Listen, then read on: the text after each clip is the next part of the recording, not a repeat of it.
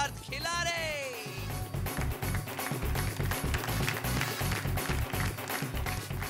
खेड्या गावामध्ये एक पद्धत आहे, शहरी भागामध्ये असेल पण तेवढं मला माहिती नाही, परंतु आमच्या इकडे मुलीचं लग्न झालं किंवा ती आता गेली नवऱ्यापाशी नांदायला आणि दिवाळीसाठी परत आईवडिलाकडे आली आणि ती उद्या चालली की त्या मुलीच्या अगोदर तिची आई जास्त रडती.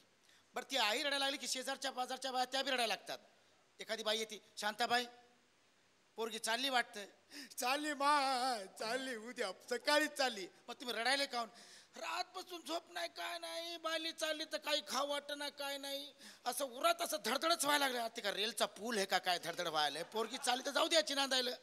माय पोरगी चालली तर कर्म ना काय नाही. तिथं एखादा वयस्कर माणूस येतोय, कवा आलती बाली कवा आलती. आता याला एक महिना झाला तरी माहित नाही कवा आलती बाली. बालीचा स्वभाव लय गोडच्या गोड, मात्र हो लय गोडच्या गोड, हो हो माईच बा लय गोडच्या गोड.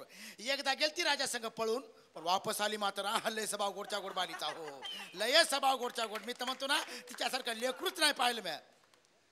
आता बाया परत बसलेल्या, बाई शांताबाई जरा डोळे वगैरे पुसार, लय लाल झाले तर इतकं रडू नका. बरं ज्याचं त्याचं लेकरू आपल्या घरी गेलेलं नांदायला. काय सांगू आता तुम्हाला, पोरगी चालली तर काही खाऊ वाटत ना काय नाही. काल चिकन केलं तर दोन्ही तंगड्या मी आज खाल्ल्या, रस्सा कसाच खाऊ वाटत ना. पोरगी चालली तर कडूच तोंड पडलंय, काही खाऊ वाटत नाही काय नाही काय नाही काय नाही. रस्सा करता कसाच पाहू वाटत ना. भात आणि 4-5 पोळ्या 2 तंगड्या मी आज खाल्ल्या. काल पेढे केलते ते बी मी आज आणले. पण काही म्हणा माय जावईला चांगला भेटला. मग आम्ही तर ऐकलं की तुम्हाला त्याला कान तोंडा चापट मारली होती. आता मारता एखादा जावई पिल्या गेल्यावर होय, पण जावई चांगला भेटला मात्र लयच मस्त भेटला. हो लयच चांगला भेटला जावई. मी तर म्हणते ना त्याचे पाय धुवून पिवा. मारत राहताय जावई, आपला लेकरू मारत नाही का आपल्याला चापट. माय बालीचा बाप दिसतो ना, आता बालीचा बाप दारू पिऊन फुल झोपलेला. बालीचे बापू काय म्हणते? अहो आपली पोरगी चाली नांदायला या, वाटाला या ना. अगं तू जाय तिच्या संग, तुझ्या मुळचा सगळा खेळ झाला. मी येत नाही. बराबर झालं, तुला त्या जागाने चापट मारली, त्याला लाद घालायला पाहिजे होती. म्हणजे यायचेच भांडणं चालू होतात. ती पोरगी गेली कडे कोणीकडे नांदायची. आता बस स्टँड तितक्या दुरून बाया इथूनच जाय मा गेली का बाले? हो जाय मा हो जाय. मायला उलट्या येतात जरा. अरे उलटी झाली तिला सरळ करा, काय फरक पडायला लागला. माय बाली चालली तर त्या तोंडात सुपारी घे, अद्रक घे, लसण घे, का त्यात भाजी करायची का काय करायची. बस स्टँड तितक्या दूर बाया इथून बस तिकडे, या अलीकडे बस तिकडे. 5 राहतात ते कंडक्टर, त्याच्यापाशी बसू नको, या अलीकडे वय तिकडे, जा इकडे, ये इकडे. इकून तिकून ती नांदून आली.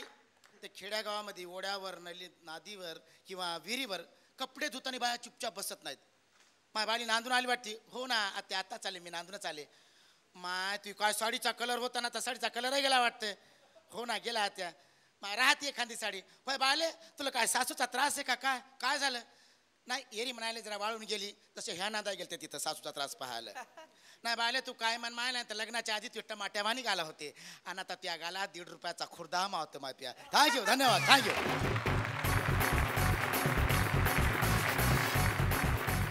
आता काही क्षणातच परीक्षक रिझल्ट लावतील आणि आपल्याला कळेल कुठले स्पर्धक गेलेले आहेत सेमीफायनल मध्ये. तर आपण काय करणार आहोत, तर स्पर्धकांना इथे बोलवणार आहोत.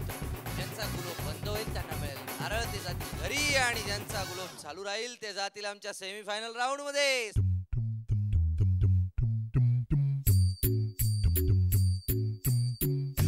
आता सुंदरशी तरुणी तयार आहे नारळ घेऊन. आता पाहूया कुणाच्या नशिबात काय येत आहे.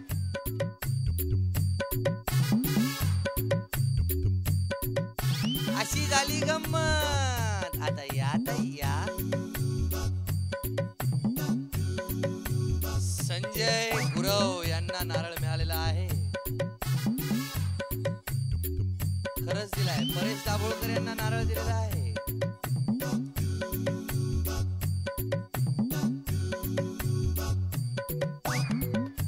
राहुल कुलकर्णी यांना सुद्धा नारळ मिळालेला आहे. याचाच अर्थ असा आहे की मंदार केळकर